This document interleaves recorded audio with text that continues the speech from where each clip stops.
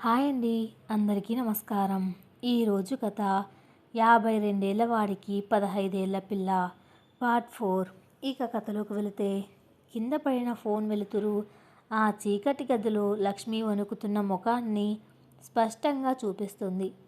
చేతిలో నుంచి జారిపడిన ఆ పాత డైరీని మళ్ళీ తీయడానికి ఆమె చేతులు సహకరించడం లేదు. కళ్ళ ముందు ఎర్రటి సీరతో రాసి ఉన్న సావిత్రమ్మ అనే అక్షరాలు పాముల్లా బుసలు కొడుతూ ఆమె గుండెను కాటేస్తున్నాయి. కన్న తల్లి పేరు ఒక హంతకుడి రహస్య డైరీలో ఎందుకుంది? ఆ పేరు కింద ఏ భయంకరమైన నిజం దాగి ఉంది? తెలుసుకోవాలన్న తపన కంటే తెలిస్తే తాను బతకలేనేమో అన్న భయం లక్ష్మిని నిలువున దహించి వేస్తుంది. కానీ ఈ కారు చీకటి నుండి బయటపడాలంటే ఆ చేదు నిజాన్ని మింగక తప్పదు. వణుకుతున్న చేతులతో లక్ష్మి ఫోన్ను డైరీని మళ్ళీ చేతిలోకి తీసుకుంది. ఊపిరి బిగపట్టి కళ్ళు తుడుచుకొని ఆ పేరు కింద ఉన్న వాక్యాలను చదవడం మొదలుపెట్టింది. డైరీలో రమేష్ దస్తూరి చాలా కరుకుగా ఏమాత్రం కనికరం లేని ఒక వ్యాపారి లెక్కల పుస్తకంలా ఉంది. ఆ పేజీలో ఉన్న ప్రతి అక్షరం లక్ష్మి నరనరాల్లో రక్తాన్ని గడ్డ కంటించేలా చేస్తుంది. పేరు సావిత్రమ్మ. కాంతమ్మ పోయిన తర్వాత ఇంట్లో నాకు అవసరాలు తీర్చడానికి ఒక కొత్త పిల్ల కావాలి. పడుచు పిల్ల, అమాయకురాలు అయి ఉండాలి. బ్రోకర్ సాంబయ్య ద్వారా సావిత్రమ్మను కలిశాను. ఆమె అప్పుల బాధల్లో ఉందని సాంబయ్య చెప్పాడు. ఆమె కూతురు లక్ష్మి, వయసు 15 ఏళ్ళు. నేను సావిత్రమ్మతో నేరుగా మాట్లాడాను. నా గురించి, నా మొదటి భార్య గురించి సావిత్రమ్మకు ముందే తెలుసు. నేను ఎలాంటి వాడినో, నా ఇంట్లో అడుగు పెడితే ఆ పిల్లకు ఎలాంటి నరకం ఎదురవుతుందో ఆమెకు అన్నీ తెలుసు. అయినా సరే సావిత్రమ్మ వెనక్కి తగ్గలేదు. నా అప్పులు తీరుస్తావా అని అడిగింది. 1,00,000 రూపాయల అప్పు నేను తీరుస్తాను అని చెప్పాను. కానీ సావిత్రమ్మ అంతటితో ఆగలేదు. 1,00,000 రూపాయలు అప్పుల వాళ్ళ ముఖాన కొడతాను. కానీ నా కూతురి ప్రాణం ఖరీదు అది కాదు. నాకు 10 లక్షలు కావాలి అని అడిగింది. బేరం కుదిరింది. 10 లక్షల రూపాయలకు ఆ కన్న తల్లి తన కూతురిని నాకు అమ్మేసింది. ఊరి జనాల కళ్ళు కప్పడానికి కేవలం ఆ 1,00,000 రూపాయల అప్పు తీర్చినట్లు నాటకం ఆడాం. మిగతా 9 లక్షలు నేను సావిత్రమ్మ చేతులు రహస్యంగా పెట్టాను. పెళ్లి పేరుతో ఒక పసిపిల్లను కొనుక్కున్నాను. ఇది పెళ్లి కాదు, నా పడక గదికి ఒక వస్తువును కొనుక్కున్న పక్కా వ్యాపారం. ఆ సావిత్రమ్మ నాకంటే పెద్ద రాక్షసి. కడుపున పుట్టిన బిడ్డను 10 లక్షలకు నా చేతికి అప్పగించిన నా వ్యాపార భాగస్వామి. డైరీలో ఆ వాక్యాలు చదివిన తర్వాత లక్ష్మికి ఊపిరి ఆడలేదు. గొంతులో ఏదో అడ్డం పడినట్లు, గుండెను ఎవరో సజీవంగా కోస్తున్నట్లు అనిపించింది. లక్ష్మికి ఇప్పుడు అర్థమైంది, తన తల్లి అమాయకురాలు కాదు. అప్పుల బాధ తట్టుకోలేక దారిద్ర్యం కొద్దీ తప్పు చేసిన ఒక నిస్సహాయురాలు, అంతకంటే కాదు. సావిత్రమ్మ ఒక కరకు రాక్షసి. డబ్బు కోసం కన్న బిడ్డను ఒక కిరాతకుడికి, ఒక హంతకుడికి అప్పగించిన కసాయి తల్లి. 10 లక్షలు, తన ప్రాణం ఖరీదు 10 లక్షల రూపాయలు. పెళ్లి రోజు ఉదయం మండపం దగ్గర అమ్మ కళ్ళు తిప్పుకోవడం లక్ష్మికి గుర్తొచ్చింది. తాను అమ్మ నన్ను కాపాడు అని ఏడ్చినట్టు ఆమె కళ్ళల్లో జాలి ఎందుకు లేదో ఇప్పుడు అర్థమైంది. ఆ రోజు రాత్రి తలుపు వెనక తాను ప్రాణభయంతో అరుస్తుంటే బయట సావిత్రమ్మ మౌనంగా ఎందుకు నిలబడిపోయిందో కూడా ఇప్పుడు పూర్తిగా అవగతమైంది. అమ్మ జేబులో 10 లక్షల రూపాయల నోట్ల కట్టల వేడి ఉంది. ఆ వేడి ముందు కన్న బిడ్డ పెడుతున్న అర్ధనార్ధాలు ఆమెకు వినపడలేదు. నిన్న ఫోన్ చేసినప్పుడు నువ్వు చచ్చినా బతికినా ఆ ఇంట్లోనే ఉండాలి అని అమ్మ ఎందుకు అంత కఠినంగా మాట్లాడిందో ఇప్పుడు అర్థమైంది. ఎందుకంటే తను వెనక్కి వస్తే ఆ 10 లక్షలు రమేష్ అడిగేస్తాడన్న భయం. లక్ష్మి మెదడు మొద్దుబారిపోయింది. ఈ ప్రపంచంలో ఎవరి మీదైనా నమ్మకం పోవచ్చు, కానీ అమ్మ అన్న పదం మీద ఉన్న నమ్మకం పోతే ఆ మనిషికి బతకడానికి ఎలాంటి ఆధారము ఉండదు. లక్ష్మికి కడుపులో నుంచి ఏదో దేవేస్తున్నట్లు అనిపించింది. విపరీతమైన వాకారం వచ్చింది. నెమ్మదిగా ఆ మంచం కింద నుంచి బయటకు ప్రాకుతూ వచ్చింది. కళ్ళు బైర్లు కమ్ముకున్నాయి. గది గోడకు ఆనుకొని చేతులతో కడుపు పట్టుకొని అలాగే నేల మీద కూలబడిపోయింది లక్ష్మి. అమ్మ నన్ను అమ్మింది, అమ్మ నన్ను అమ్మింది. ఈ ఒక్క వాక్యమే ఆమె మెదడులో పదే పదే మారుమోగుతోంది. ఇంతకాలం రమేష్ మీద కోపం ఉండేది. వాడు రాక్షసుడు, వాడి నుంచి తప్పించుకోవాలి అన్న తపన ఉండేది. కానీ ఇప్పుడు రమేష్ కంటే సావిత్రమ్మ మీద అంతులేని అసహ్యం పుట్టుకొచ్చింది. ఒక హంతకుడు పక్క వాళ్ళ ప్రాణాలు తీస్తాడు, కానీ కన్న తల్లి బిడ్డను హంతకుడికి అప్పగిస్తే అది హత్య కంటే ఘోరమైన నమ్మకద్రోహం. లక్ష్మి చేతిలో ఉన్న డైరీ ఇప్పుడు కేవలం రమేష్ నేలార చిట్ట మాత్రమే కాదు, తన కన్న తల్లి మోసానికి సజీవ సాక్ష్యం. ఆ క్షణంలో లక్ష్మికి కన్నీళ్లు కూడా రాలేదు. విపరీతమైన శోకం మనిషిని ఏడిపించదు, రాయిని చేస్తుంది. లక్ష్మి ఇప్పుడు ఒక రాతి శిల్పంలా గోడకు ఆనుకొని శూన్యంలోకి చూస్తూ ఉండిపోయింది. కానీ విధి ఆమెను అంత ప్రశాంతంగా బాధను అనుభవించడానికి కూడా వదిలేయలేదు. లక్ష్మి గోడకు ఆనుకొని ఆ శూన్యంలో మునిగి ఉన్నప్పుడు గది వాతావరణంలో అకస్మాత్తుగా ఒక మార్పు వచ్చింది. గాలి స్తంభించిపోయింది. మంచం మీద వినిపిస్తున్న గురక శబ్దం ఒక్కసారిగా ఆగిపోయింది. లక్ష్మి వెంటనే ఉలిక్కిపడి వాస్తవంలోకి వచ్చింది. గుండె దడదడలాడడం మొదలైంది. చేతిలో ఉన్న ఫోన్ లైట్ ఆర్పేసి దాన్ని గట్టిగా పట్టుకొని చీకట్లో అలాగే నిశ్శబ్దంగా గోడకు అతుక్కుపోయింది. మంచం మీద ఉన్న రమేష్ కదిలాడు. మద్యం మత్తులో ఉన్న ఏదో తెలియని అసౌకర్యం వాడిని నిద్రలో నుంచి మేల్కొల్పింది. బహుశా లక్ష్మి మంచం కింద నుంచి బయటకు వస్తున్నప్పుడు చేసిన చిన్న శబ్దం వాడి చెవికి చేరిందేమో, లేదా ఫోన్ వెలుతురు వాడి మూసిన కనురెప్పల మీద పడిందేమో. రమేష్ మూలుగుతూ పక్కకు తిరిగాడు. అసంకల్పితంగా వాడి ఎడమ చెయ్యి ప్యాంటు జోబును తడిమింది. అది ఒక హంతకుడికి ఉండే సహజమైన జాగ్రత్త. తన ప్రాణాలన్నీ ఆ ఇనుప పెట్టె తాళంలోనే ఉన్నాయని వాడికి తెలుసు. జేబులో చెయ్యి పడగానే వాడికి ఏదో తేడా కొట్టింది. తాళాల గుత్తి జేబులోనే ఉంది. వాడు దాన్ని బయటకు తీశాడు. చీకట్లోనే వేళ్లతో ఆ గుత్తిని తడిమి చూశాడు. అందులో ఇత్తడి తాళం చెవి తగలలేదు. వాడి వేళ్లకు ఆ స్పర్శ బాగా తెలుసు.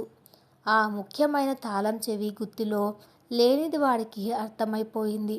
ఆ ఒక్క క్షణంలో వాడి మత్తు అంతా పటాపంచలైపోయింది. వాడి మెదడులో ఒక భయంకరమైన అలారం మోగింది. మెరుపు వేగంతో రమేష్ మంచం మీద నుంచి లేచి కూర్చున్నాడు. చీకట్లో వాడి కళ్ళు గది అంతా వెతుకులాడుతున్నాయి. లక్ష్మి ఊపిరి బిగబట్టి గోడకు ఆనుకొని ఉంది. ఆమె గుండె చప్పుడు ఆమెకి ఒక ఢంక మోగినట్లు వినిపిస్తుంది. తను వేసుకున్న పరికిణీ శబ్దం కూడా వాడికి వినిపిస్తుందేమో అని భయంతో ఆమె గజగజ వణికిపోతుంది. రమేష్ కిందకు చూశాడు. కిటికీలో నుంచి పడుతున్న సన్నటి వెన్నెల వెలుతురులో మంచం కింద ఉండాల్సిన ఇనుప పెట్టె కొద్దిగా బయటకు లాగి ఉండటం వాడికి కనిపించింది. దాని ముందు తాళం తెరచి ఉందన్న నిజం వాడి కంటికి స్పష్టంగా కనిపించింది. వాడికి పరిస్థితి అర్థమైపోయింది. ఎవరో గదిలోకి వచ్చారు. తన పెట్టెను తెరిచారు. తన రహస్యాలన్నీ చూశారు. రమేష్ కళ్ళు ఎర్రబడ్డాయి. దవడలు బిగించాడు. వాడి కోపం కట్టలు తెంచుకుంది. గదిలో ఎవరు ఉన్నారని వాడికి ఖచ్చితంగా తెలుసు. శబ్దం చేయకుండా నెమ్మదిగా మంచం మీద నుంచి కిందకు దిగాడు. వాడి బరువైన అడుగుల చప్పుడు ఆ గదిలో మృత్యుదేవత అడుగుల్లా వినిపిస్తోంది. రమేష్ నెమ్మదిగా ఇనుప పెట్టె వైపు నడిచాడు. లోపల వెతికాడు. అందులో ఉండాల్సిన ఎర్రటి గుడ్డ, పాత ఫోటో, కాంతమ్మ డైరీ లేవు. లక్ష్మి ఇక ఇక్కడ దాక్కోవడం వల్ల ప్రయోజనం లేదని అర్థమైంది. వాడు ఏ క్షణమైనా లైట్ వేస్తాడు. అప్పుడు తను పట్టుబడడం ఖాయం. ఎలాగైనా గదిలో నుంచి బయటకు పారిపోవాలని ఆమె మనసు ఉవ్విళ్ళూరింది. చేతిలో రమేష్ ఫోన్, ఆ నెత్తుటి డైరీని గట్టిగా పట్టుకొని గోడకు ఆనుకొని నెమ్మదిగా అడుగులు వేస్తూ గది గుమ్మం వైపు కదిలింది లక్ష్మి. చీకట్లో వాడి కంట పడకుండా తలుపు దాటి హాల్లోకి వెళ్ళిపోతే అక్కడి నుంచి బయటకు పారిపోవచ్చు అన్నది ఆమె ఆశ. ఆమె గుమ్మం దగ్గరకు చేరుకుంది. తలుపు సగం తెరిచే ఉంది. ఇంకొక అడుగు వేస్తే ఆమె గది బయటకు వెళ్ళిపోతుంది. కానీ రమేష్ ఒక రాక్షసుడు. వాడికి చీకట్లో వేటాడడం బాగా తెలుసు. లక్ష్మి అడుగుల సన్నటి అలికిడిని వాడు పసిగట్టాడు. లక్ష్మి గుమ్మం దాటడానికి కాలు బయటకు వేయబోయింది. సరిగ్గా అదే క్షణంలో టక్ మని గదిలో లైట్ ఆన్ అయింది. ఒక్కసారిగా కళ్ళు జిగేల్మనే వెలుతురు.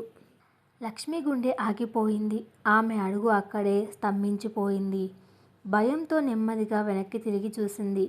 లైట్ స్విచ్ బోర్డ్ దగ్గర గుమ్మం పక్కనే ఒక మృత్యువు లాంటి ఆకారంలో నిలబడి ఉన్నాడు రమేష్. వాడు అప్పటికే తలుపు దగ్గరకు వచ్చి ఆమెను అడ్డుకొని నిలబడ్డాడు. ఇద్దరి కళ్ళు కలుసుకున్నాయి. లక్ష్మి కళ్ళల్లో ప్రాణభయం, వణుకు, పట్టుబడిన ఒక పసి జంతువు నిస్సహాయత ఉన్నాయి. ఆమె చేతులు డైరీని ఛాతీకి హత్తుకొని వణుకుతున్నాయి. రమేష్ చూపు ఆమె ముఖం మీద నుంచి ఆమె చేతిలో ఉన్న డైరీ మీదకు వెళ్ళింది. వాడి కళ్ళల్లో మొదట ఒక షాక్, ఆ తర్వాత కట్టలు తెంచుకుంటున్న ఆగ్రహం కనిపించాయి. కానీ మరుక్షణమే ఆ కోపాన్నంతా అణుచుకొని వాడి పెదవులపై ఒక నెమ్మదైన పైశాచికమైన కరుకు చిరునవ్వు వెలిసింది. ఆ నవ్వు చూస్తే ఏ మనిషికైనా నెత్తురు గడ్డ కట్టిపోవలసిందే. రమేష్ నెమ్మదిగా ఒక గర్జించే పులిలా గొంతు సవరించుకుని అన్నాడు, దొరికావు. ఆ ఒక్క మాట ఆ గది 4 గోడల మధ్య లక్ష్మి మరణ శాసనంలా ప్రతిధ్వనించింది. ఇక పారిపోవడానికి దారి లేదు, దాక్కోవడానికి చీకటి లేదు. ఇప్పుడు ఆ ఇనుప పెట్టెలోకి చేరబోయే కొత్త శవం ఆమెదేనా? ఆ రాక్షసుడి నవ్వు వెనక ఉన్న క్రూరత్వం లక్ష్మిని అమాంతం మింగేయడానికి సిద్ధంగా ఉంది. గుమ్మంలో నిలబడిన రమేష్ పెదవులపై వికసించిన ఆ క్రూరమైన చిరునవ్వు చూసి లక్ష్మి ప్రాణాలు గాల్లో కలిసిపోయినట్లు అనిపించింది. ఆ గదిలో అప్పటి వరకు ఉన్న నిశ్శబ్దం అకస్మాత్తుగా ఒక భయంకరమైన తుఫానుగా మారింది. పారిపోవడానికి దారి లేదు, దాక్కోవడానికి చీకటి లేదు. లైటు వెలుతురులో లక్ష్మి వణుకుతున్న చేతుల్లో ఉన్న ఆ నెత్తుటి డైరీ రమేష్ కళ్ళకు స్పష్టంగా కనిపిస్తుంది. వాడి రహస్యాలన్నీ బట్టబయలయ్యాయని వాడికి అర్థమైపోయింది. ఒక్క ఉదుటిన వాడు ముందుకు దూకాడు. ఒక ఆకలిగొన్న పులి లేడి పిల్ల మీద దాడి చేసినట్లుగా. వాడి లావుపాటి గరుకైన చేతులు లక్ష్మి మీద పడ్డాయి. ఏంటే, నా గదిలోకే దొంగతనంగా వస్తావా అని గర్జిస్తూ ఆమె చేతుల్లో ఉన్న డైరీని, ఫోన్ను ఒక లాగు లాగాడు రమేష్.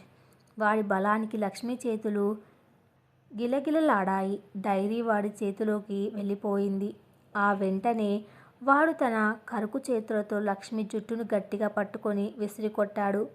హా అని అరుస్తూ లక్ష్మి గది మూలన ఉన్న ఒక పాత చెక్క బీరువాకు గుద్దుకొని నేల మీద పడిపోయింది.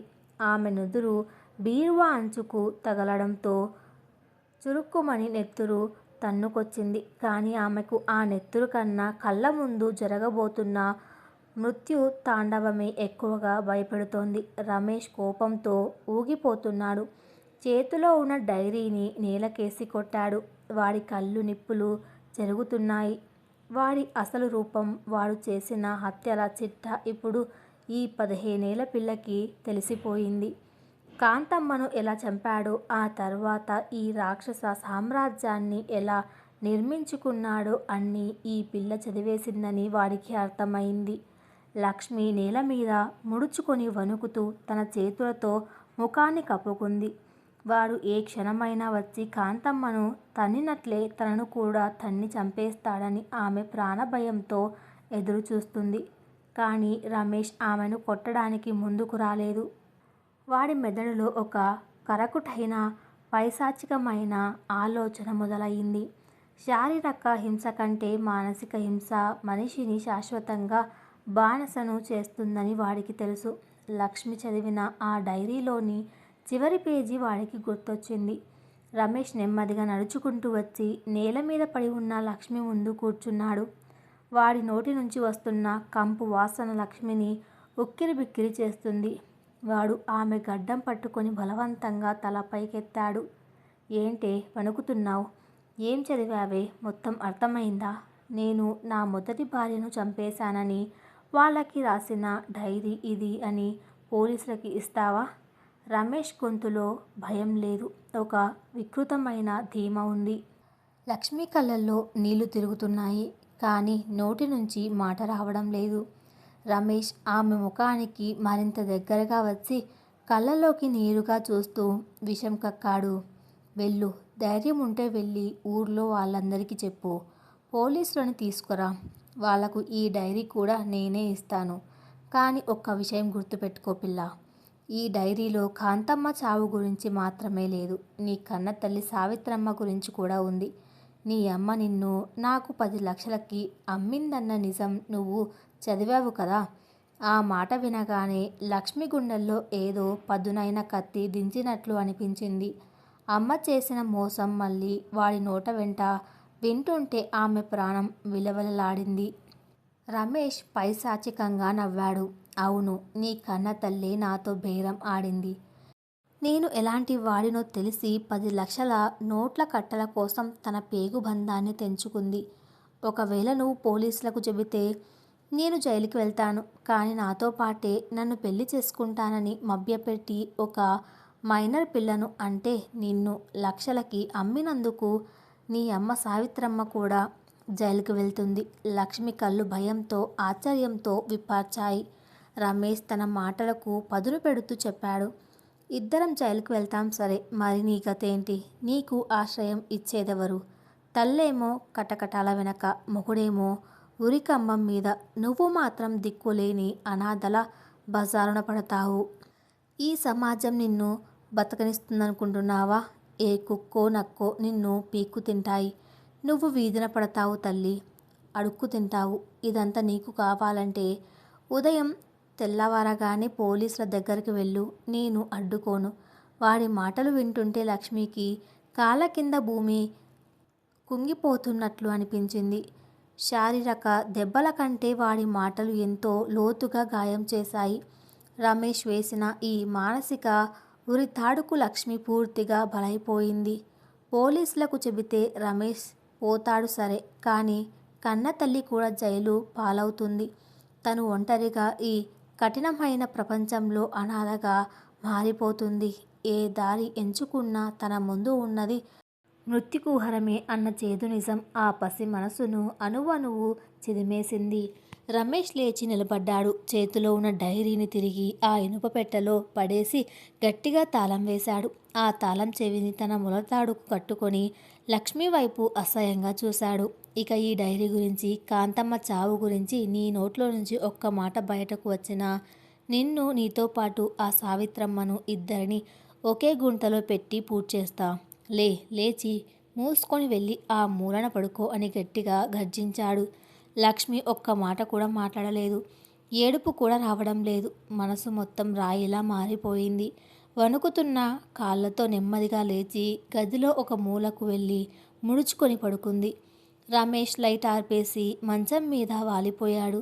ఆ కారు చీకటిలో లక్ష్మి కళ్ళు తెరిచే ఉన్నాయి.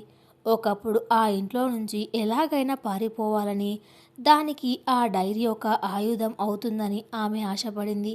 కానీ ఇప్పుడు ఆ డైరీయే తనకు ఉరితాడుగా మారింది. ఎల్లమ్మ కొడుకు అప్పును అడ్డం పెట్టుకొని ఆమెను ఎలాగైతే బానిసగా చేశాడో, ఇప్పుడు సావిత్రమ్మను జైలుకు పంపుతానన్న బెదిరింపుతో లక్ష్మీ నోరు శాశ్వతంగా మూయించాడు ఆ కిరాతకుడు. రాత్రి గడుస్తోంది. లక్ష్మికి నిద్రలేదు. తన పరిస్థితి ఒక అంధకారమైన అగాధంలా అనిపిస్తోంది. ఈ ఇంట్లో తనకు ఎవరూ లేరు. ఎల్లమ్మ భయంతో వణికిపోయే మనిషి. ముత్యాలు అస్సలు నోరు విప్పడు. కన్న తల్లి, తనను అమ్ముకున్న వ్యాపారి, పోలీసులు కూడా తనను, తన తల్లిని వీధిన పడేస్తారు. తను ఇప్పుడు ఏం చేయాలి? ఆ నిరాశలో, ఆ కారు చీకటిలో లక్ష్మి మనసులో అకస్మాత్తుగా ఒక పేరు మెదిలింది. జానకమ్మ. అవును, పక్కింటి జానకమ్మ. రమేష్ ఇంట్లో జరిగిన ఘోరాన్ని చూస్తూ రాధ రాసిన ఉత్తరాన్ని భద్రంగా దాచి తన చేతికి ఇచ్చిన ఆ మహిళ. ఈ రమేష్ బారి నుంచి తప్పించుకోవడానికి రాధకు సాయం చేయకపోయినా కనీసం ఆ పిల్లకు ధైర్యం చెప్పిన మనిషి ఆమె. జానకమ్మకు రమేష్ దగ్గర ఎలాంటి అప్పు లేదు. ఆమె కొడుకు రమేష్ కింద పని చేయడం లేదు. ఈ ఊర్లో రమేష్ కనుసన్నల్లో లేని, అతని పాపాలకు భయపడని ఏకైక మనిషి బహుశా ఆమె మాత్రమేనేమో. జానకమ్మ నాకు సాయం చేస్తుంది. కనీసం నన్ను ఇక్కడి నుంచి పారిపోయేలా అయినా చేస్తుంది. రాధను కాపాడలేకపోయానన్న అపరాధ భావన ఆవిడకు ఉంది. అది నాకు ఒక అవకాశం. రేపు ఉదయం ఎలాగైనా పెరటి కంచె దగ్గరికి వెళ్ళి జానకమ్మతో మాట్లాడాలి. ఈ ఇంట్లో నాకు ఇప్పుడు ఒకే ఒక్క నమ్మకమైన మనిషి ఆవిడే అని లక్ష్మి మనసులో గట్టిగా నిర్ణయించుకుంది. ఆమె పసి గుండెల్లో ఒక చిన్న ఆశాకిరణం చిగురించింది. జానకమ్మ ఎలాగైనా తనను రక్షిస్తుందన్న నమ్మకంతో ఆ భయంకరమైన రాత్రిని ఎలాగోలా గడిపేసింది. తెల్లవారింది. సూర్యకిరణాలు ఆ పెద్ద బంగళాలోకి ప్రవేశించాయి. కానీ ఆ ఇంట్లో ఉన్న భయాన్ని మాత్రం అవి పారద్రోలలేకపోయాయి. ఉదయం పూట ఇంట్లో ఎవ్వరూ మాట్లాడటం లేదు. లక్ష్మి గదిలో నుంచి బయటకు వచ్చి హాలు మూలన భయంగా నిలబడి ఉంది. రమేష్ నిద్రలేచి తయారయ్యాడు. అతని ముఖంలో నిన్న రాత్రి జరిగిన దాని తాలూకు కోపం ఇంకా తగ్గలేదు.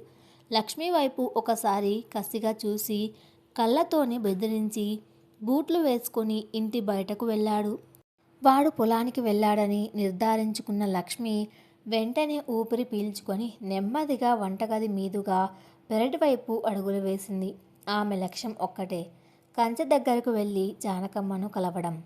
కానీ పెరట్లోకి అడుగుపెట్టిన లక్ష్మి అకస్మాత్తుగా తన అడుగులను అక్కడే ఆపేసింది. ఆమె గుండె వేగం విపరీతంగా పెరిగింది. కంచె అవతల ఉన్న దృశ్యం చూసి ఆమెకు వణుకు పుట్టింది. రమేష్ తన జీపు వేసుకుని పొలానికి వెళ్ళలేదు. వాడి జీపు జానకమ్మ పెంకుటింటి ముందు ఆగి ఉంది. లక్ష్మి ఒక పెద్ద చెట్టు చాటున దాక్కొని వణుకుతూ కంచె సందులో నుంచి అవతల వైపుకి చూసింది.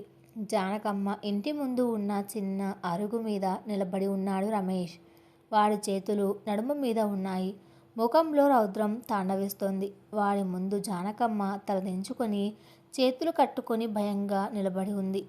లక్ష్మికి శ్వాస ఆడడం లేదు. రమేష్ అక్కడికి ఎందుకు వెళ్ళాడు? వాడి గంభీరమైన గొంతు కంచె దాటి లక్ష్మి చెవుకు చేరింది. ఏమి జానకి, ఈ మధ్య పక్కింటి వాళ్ళ విషయాల్లో బాగా కలగ చేసుకుంటున్నావట. రమేష్ మాటలు వ్యంగ్యంగా ఉన్నా వాటి వెనక ఉన్న కరుకుదనం స్పష్టంగా తెలుస్తుంది. జానకమ్మ వణుకుతూ, లేదు బాబుగారు, నాకేం తెలుసు అని నత్తిగా బదులిచ్చింది. రమేష్ ఒక్క అడుగు ముందుకు వేసి జానకమ్మకు మరింత దగ్గరగా వెళ్ళాడు. వాడి కళ్ళు ఆమెను సూటిగా చూస్తున్నాయి. నా ఇంట్లోకి వచ్చిన కొత్త పిల్ల నీతో ఏమైనా మాట్లాడిందా? కిటికీలో నుంచి ఏమైనా గుసగుసలాడారా? ఆ పిల్లకు ఏమైనా చెప్పావా నువ్వు అని గర్జించాడు రమేష్. వాడి గొంతులో ఉన్న అనుమానం జానకమ్మను వణికిస్తోంది. నిన్న రాత్రి లక్ష్మికి ఆ డైరీ సంగతి, కాంతమ్మ చావు సంగతి ఎలా తెలిసిందన్న అనుమానం వాడిని తొలిచేస్తుంది. ఇంట్లో వాళ్ళెవ్వరూ చెప్పే ధైర్యం చెయ్యరు. బహుశా కిటికీల పక్కనే ఉండే ఈ జానకమ్మ ఏమైనా కూసిందేమో అన్న సందేహంతో వాడు నేరుగా ఆమె దగ్గరికి వచ్చాడు. జానకమ్మ ముఖం పాలిపోయింది. ఆమె లక్ష్మి వైపు, ఆ కంచె వైపు ఒకసారి భయంగా చూసింది. లక్ష్మి చెట్టు వెనక దాక్కున్న జానకమ్మ కళ్ళకు తాను కనిపిస్తున్నట్లు ఆమెకు అర్థమైంది. జానకమ్మ ఏం చెబుతుంది? తను ఇచ్చిన రాధా ఉత్తరం గురించే లక్ష్మి వెళ్ళి అర్ధరాత్రి ఆ డైరీ తీసిందని జానకమ్మ రమేష్కు చెప్పేస్తుందా? ఒకవేళ ఆ నిజం చెబితే రమేష్ కోపానికి హద్దు ఉండదు. అటు జానకమ్మను, ఇటు తనను, ఇద్దరిని వాడు అక్కడే చంపేస్తాడని లక్ష్మికి భయం పుట్టుకుంది. లక్ష్మి ప్రాణాలు అరచేతిలో పెట్టుకుని జానకమ్మ ఏం సమాధానం చెబుతుందో అని ఉత్కంఠంగా చూస్తుంది. కానీ జానకమ్మ ఏం చెప్పిందో లక్ష్మికి వినపడలేదు. రమేష్ గొంతు తగ్గించి ఆమె దగ్గరకు వెళ్ళి ఏదో గుసగుసగా మాట్లాడాడు. అది బెదిరింపా లేక ఇంకేదైనా ఒప్పందమా అన్నది స్పష్టంగా తెలియలేదు. జానకమ్మ తల అడ్డంగా ఊపుతూ కన్నీళ్లు పెట్టుకోవడం మాత్రం లక్ష్మికి కనిపించింది. ఆ తర్వాత రమేష్ కోపంగా తన జీపు ఎక్కి పొలాల వైపు వెళ్ళిపోయాడు. రమేష్ వెళ్ళగానే జానకమ్మ గబగబా కన్నీళ్లు తుడుచుకొని ఒక్కసారి కూడా కంచె వైపు చూడకుండా తన ఇంటి తలుపులు దవేలుమని మూసుకొని లోపలికి వెళ్ళిపోయింది. లక్ష్మికి ఏమీ అర్థం కాలేదు. రమేష్కు నిజం తెలిసిపోయిందా? జానకమ్మ తనను కాపాడుతుందా లేక భయంతో తనను మోసం చేస్తుందా? ఎన్నో ప్రశ్నలు ఆమె బుర్రను తొలిచేస్తున్నాయి. ఆ రోజంతా లక్ష్మి పిచ్చిదానిలా కంచె దగ్గర తిరుగుతూనే ఉంది. కనీసం ఒక్కసారి జానకమ్మ బయటకు వస్తే, కిటికీ తెరిస్తే ఆమెతో మాట్లాడాలని తహతహలాడింది. కానీ సాయంత్రం అయినా రాత్రి అయినా జానకమ్మ ఇంటి తలుపులు తెరుచుకోలేదు. ఆ భయంకరమైన రాత్రి కూడా గడిచిపోయింది. మర్నాడు ఉదయం సూర్యుడు ఇంకా పూర్తిగా రాకముందే లక్ష్మి గబగబా పెరట్లోకి పరుగు తీసింది. ఎలాగైనా ఈరోజు జానకమ్మతో మాట్లాడి ఆమె సహాయంతో ఇక్కడి నుండి పారిపోవాలి. రమేష్ ఇంకా నిద్ర లేవలేదు. ఇదే మంచి సమయం అనుకొని కంచె దగ్గరికి వెళ్ళింది లక్ష్మి. కానీ కంచె దగ్గర నిలబడి అవతలకి చూసిన లక్ష్మి గుండెలు ఆగిపోయాయి. ఆమె కాళ్ళ కింద భూమి కంపించినట్లు అనిపించింది. జానకమ్మ పెంకుటింటి ముంగిట ఎప్పట్లాగే రోజు వేసే కల్లాబి చల్లిలేదు. ముగ్గు వేసిలేదు. కిటికీలు గట్టిగా మూసి ఉన్నాయి. ప్రధాన గుమ్మానికి బయట నుండి ఒక పెద్ద తాళం వేలాడుతుంది. ఇల్లంతా నిశ్శబ్దంగా ఒక శ్మశానంలా ఉంది. లక్ష్మి కళ్ళు భయంతో విస్తరించాయి. జానకమ్మ అత్త అని మెల్లగా పిలిచింది. కానీ ఏ అలికిడి లేదు. జానకమ్మ కనిపించడం లేదు. ఆ ఇల్లు ఖాళీగా ఉంది. నిన్నటి దాకా లక్ష్మికి అండగా నిలబడుతుందనుకున్న ఏకైక మనిషి రాత్రికి రాత్రే అదృశ్యమైపోయింది. ఆమె ఎక్కడికి వెళ్ళింది? భయంతో ఊరు విడిచి పారిపోయిందా? లేక రమేష్ ఆమె నోరు శాశ్వతంగా మూయించాడా? ఆ మొదటి భార్య కాంతమ్మలాగే జానకమ్మను కూడా వాడు ఆ రాత్రే మట్టుబెట్టాడా? లక్ష్మి కళ్ళల్లో నీళ్లు ఇంకిపోయి ఒక భయంకరమైన శూన్యం ఆవరించింది. ఆ ఊర్లో తనకు నమ్మకమైన చివరి మనిషి, తన ఏకైక ఆశాకిరణం కూడా ఇప్పుడు కనుమరుగైపోయింది. ఆ రాక్షసుడి సామ్రాజ్యంలో ఆ ఎత్తైన గోడల మధ్య లక్ష్మి ఇప్పుడు అక్షరాల ఏకాకి. రమేష్ వేసిన ఆ మానసిక ఉరితాడు మరింత బిగుసుకుంటుంది. ఈ నరకం నుండి బయటపడే దారులు అన్నీ మూసుకుపోయాయి. గాలికి ఆ కంచె ఇనుప తీగలు చేస్తున్న సన్నటి శబ్దం ఇప్పుడు లక్ష్మి మరణ శాసనానికి బ్యాక్గ్రౌండ్ మ్యూజిక్లా వినిపిస్తుంది. కాలం ఎవరి కోసమూ ఆగదు. కానీ ఆ పెద్ద బంగళాలో బందీ అయిన 15 ఏళ్ల లక్ష్మికి మాత్రం సమయం ఒక భయంకరమైన శిక్షలా మారుతుంది. ఆ భయంకరమైన రాత్రి గడిచి ఉదయం కంచె అవతల జానకమ్మ ఇల్లు తాళం వేసి కనిపించినప్పటి నుంచి సరిగ్గా 3 రోజులు గడిచాయి. ఈ 3 రోజులు లక్ష్మికి నరకానికి ప్రతిరూపాల్లా గడిచాయి. ప్రతి ఉదయం సూర్యుడు రాకముందే నెమ్మదిగా పెరట్లోకి వెళ్ళడం, ఆ ఇనుప కంచె యువతల నిలబడి ఆ పెంకుటింటి వైపు ఆశగా చూడడం ఆమె దినచర్యగా మారింది. కనీసం కిటికీ తలుపు అయినా తెరుచుకోదా? జానకమ్మ ముఖం ఒక్కసారైనా కనిపించదా అని ఆమె ప్రాణం విలవిలలాడింది. కానీ ఆ ఇంటి గుమ్మానికి వేలాడుతున్న పెద్ద ఇనుపతాళం అలాగే ఉంది. ఆ ఇంటి ఆవరణలో రాలిపడిన ఆకులు ఎండిపోయి గాలికి ఎగురుతున్నాయి. ఆ 3 రోజుల్లో ఒక్కసారి కూడా ఆ ఇంటి తలుపులు తెరుచుకోలేదు. జానకమ్మ తిరిగి రాలేదు.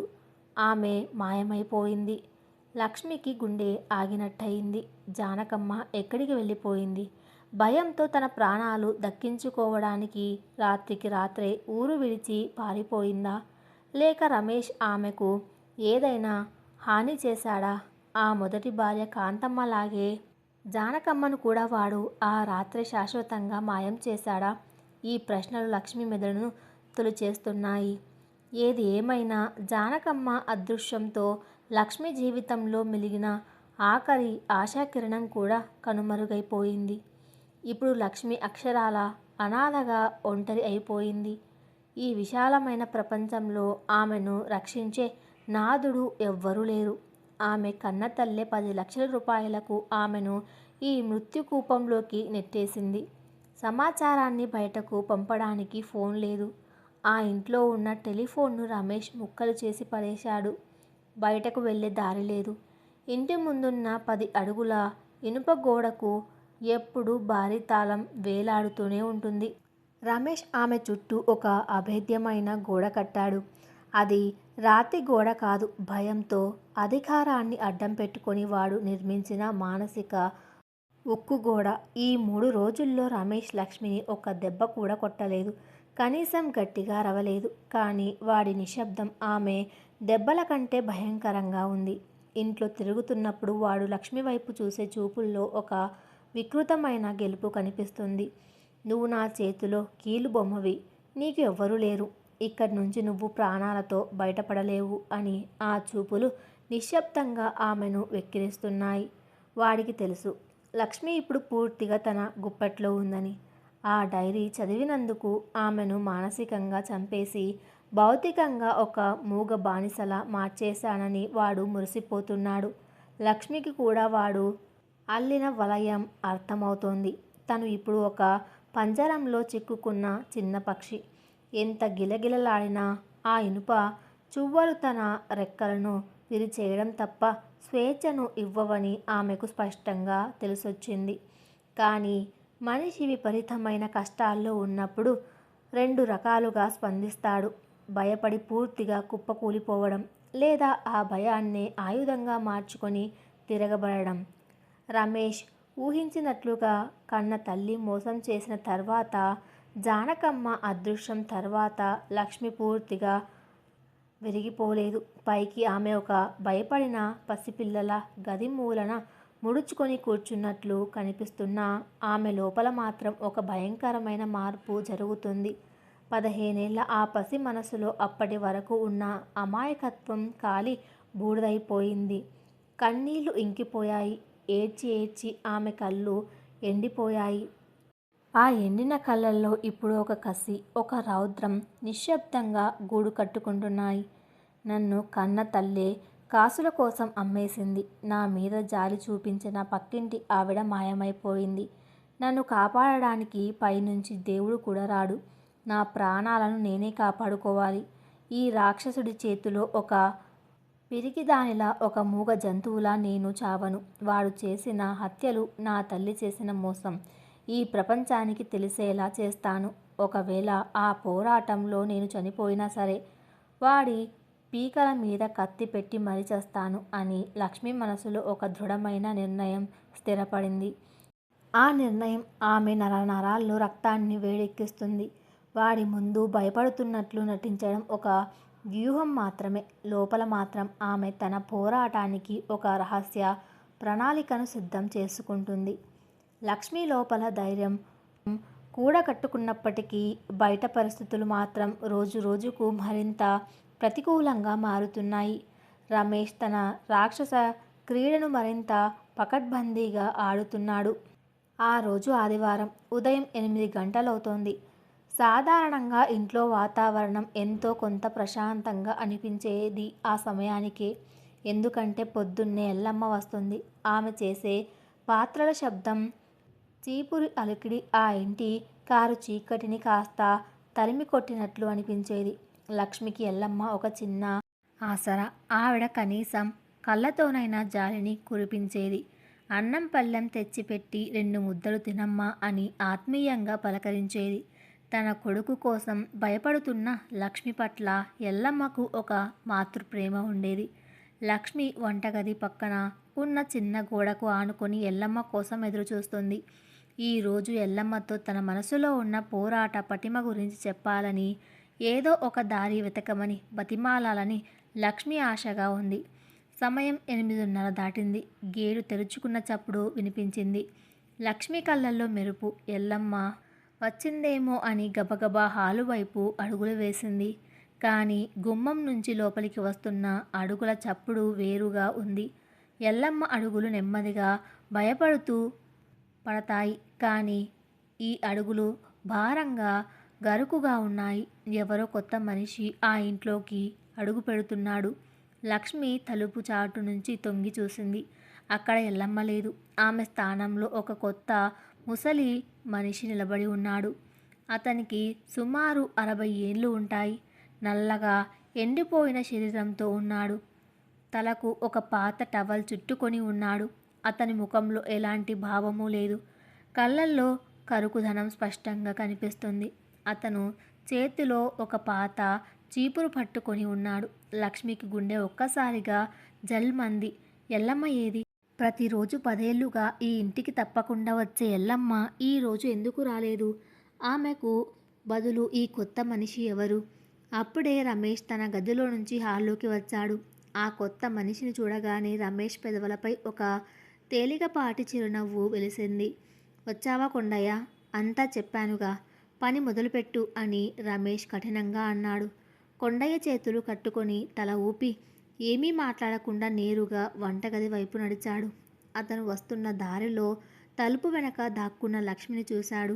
అతని చూపులో కనీస జాలి లేదు. ఒక వస్తువును చూసినట్లుగా చూసి తన పనిలో పడిపోయాడు. లక్ష్మికి ఊపిరి ఆడటం లేదు. భయంతో వణుకుతూనే అడుగులు వేసుకుంటూ ఆ కొండయ్య దగ్గరకు వెళ్ళింది. చుట్టూ రమేష్ లేనని నిర్ధారించుకుని చాలా చిన్న గొంతుతో అడిగింది. తాత, ఎల్లమ్మత్త ఏది? ఎందుకు రాలేదు ఈరోజు? కొండయ్య తన చేతుల్లో ఉన్న గిన్నెలు తోముతూ లక్ష్మి వైపు తలెత్తి కూడా చూడలేదు. అత్యంత నిర్లక్ష్యంగా ఒక రోబోలా సమాధానం చెప్పాడు. ఎల్లమ్మకు అనారోగ్యం, ఇక రాదు. వాళ్ళ కొడుకు ఈ ఊరు విడిచిపెట్టి వేరే ఊరు తీసుకెళ్ళిపోయాడు. ఇకపై ఇక్కడ పనులన్నీ నేనే చూసుకుంటాను. ఆ మాటలు వినగానే లక్ష్మికి కాళ్ళ కింద భూమి కుంగిపోతున్నట్లు అనిపించింది. అనారోగ్యమా? నిన్నటి దాకా బాగానే ఉంది కదా. ఒక్క రాత్రిలో ఊరు విడిచి వెళ్ళిపోయేంత ఏమైంది? లక్ష్మి మనసులో 100 ప్రశ్నలు సుడులు తిరుగుతున్నాయి. కానీ కొండయ్య ముఖం చూస్తే అతను ఇంకేమీ చెప్పేలా లేడని ఆమెకు అర్థమైపోయింది. లక్ష్మి నెమ్మదిగా వెనక్కి అడుగులేసింది. ఆమె మెదడులో ఇప్పుడు పరిస్థితులన్నీ ఒక స్పష్టమైన చిత్రంగా మారుతున్నాయి. జానకమ్మ మాయమైంది. ఇప్పుడు ఎల్లమ్మ రావడం లేదు. ఏకంగా ఊరు విడిచి వెళ్ళిపోయిందని ఈ కొత్త మనిషి చెబుతున్నాడు.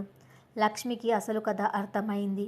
రమేష్ వేస్తున్న వ్యూహం ఎంత పైశాచికంగా ఉందో ఆమెకు కళ్ళకు కట్టినట్లు కనిపిస్తోంది. వాడు తన నేరాల గురించి లక్ష్మికి ఎవరైనా సాయం చేస్తారేమోనన్న చిన్న అనుమానం ఉన్నా వాళ్ళందరినీ ఒక్కొక్కరిగా తొలగిస్తున్నాడు. జానకమ్మ నోరు మూయించాడు లేదా మాయం చేశాడు. ఎల్లమ్మ లక్ష్మితో ఎక్కడ కలుస్తుందో ఆ ఇనుప పెట్టె తాళం గురించి లక్ష్మికి ఆమె చెప్పిందేమో అన్న అనుమానంతో ఎల్లమ్మను ఆమె కొడుకు సూర్యుని బెదిరించి రాత్రికి రాత్రే ఊరు దాటించేశాడు. ఈ కొండయ్య ఖచ్చితంగా రమేష్కు అమ్ముడుపోయిన ఒక నమ్మకస్తుడు. వాడి కనుసన్నుల్లో పనిచేసే ఒక కీలుబొమ్మ. రమేష్ లక్ష్మి చుట్టూ ఉన్న ప్రతి చిన్న మానవ సంబంధాన్ని తెంచేస్తున్నాడు. ఆమెకు సహాయం చేసే ప్రతి ఆసరాను నిర్దాక్షిణ్యంగా నరికేస్తున్నాడు. వాడు ఆమెను పూర్తిగా ఒంటరి చేసి గుండ్లు బిగిస్తున్నాడు. ఆమె మెడ చుట్టూ ఉరితాడు మరింత గట్టిగా బిగుసుకుంటోంది. వాడి ప్లాన్ చాలా స్పష్టంగా ఉంది. లక్ష్మికి ఇక ఎవ్వరూ లేరు. ఏ క్షణమైనా ఆమెను కాంతమ్మలా మాయం చేసినా అడిగే నాదుడు ఎవ్వరూ ఉండకూడదు. హాల్ మధ్యలో నిలబడి ఉన్న రమేష్ లక్ష్మి వైపు చూశాడు. వాడి కళ్ళల్లో ఒక అహంకారం, ఒక పైశాచిక గెలుపు తాండవిస్తున్నాయి. చూసావా, నీకు ఇక్కడ ఎవ్వరూ లేరు. నేను గీసిన గీత దాటితే నీకు దక్కేది మృత్యువే అని వాడి చూపులు స్పష్టంగా ప్రకటిస్తున్నాయి. కానీ ఈసారి లక్ష్మి తన చూపును కిందకు దించలేదు. రమేష్ కళ్ళలోకి నేరుగా చూసింది. ఆమె కళ్ళల్లో అప్పటి వరకు ఉన్న భయం స్థానంలో ఒక అంతు చిక్కని కసి నిండి ఉంది.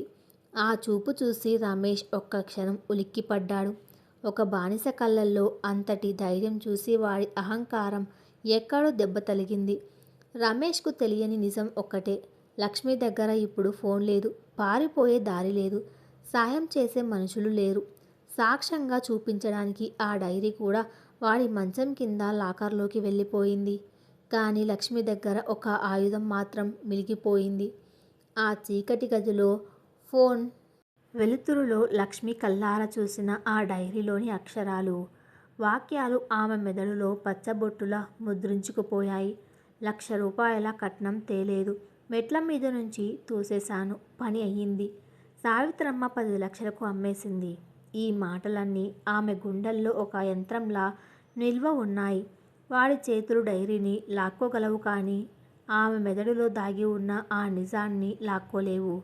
శత్రువు అన్నీ లాగేసుకున్న మనసులో రగిలే కసిని, మెదడులో నిక్షిప్తమైన నిజాన్ని మాత్రం ఏమీ చేయలేడు. ఆ క్షణంలో లక్ష్మి తనకు తాను ఒక ఆయుధంగా మారుతోంది.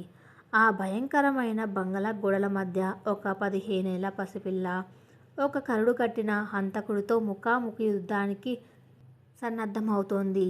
మిగిలిన ఆ ఏకైక ఆయుధంతో ఆమె చేయబోయే పోరాటం ఆ ఇంటి 4 గోడలను బద్దలు కొట్టడానికి సిద్ధంగా ఉంది. కాలం కూడా ఆ అంతిమ పోరాటం కోసం ఉత్కంఠంగా ఎదురుచూస్తుంది. కథ ఇంకా ఉంది, అది నెక్స్ట్ పార్ట్లో కొనసాగించబడుతుంది. Thanks for listening.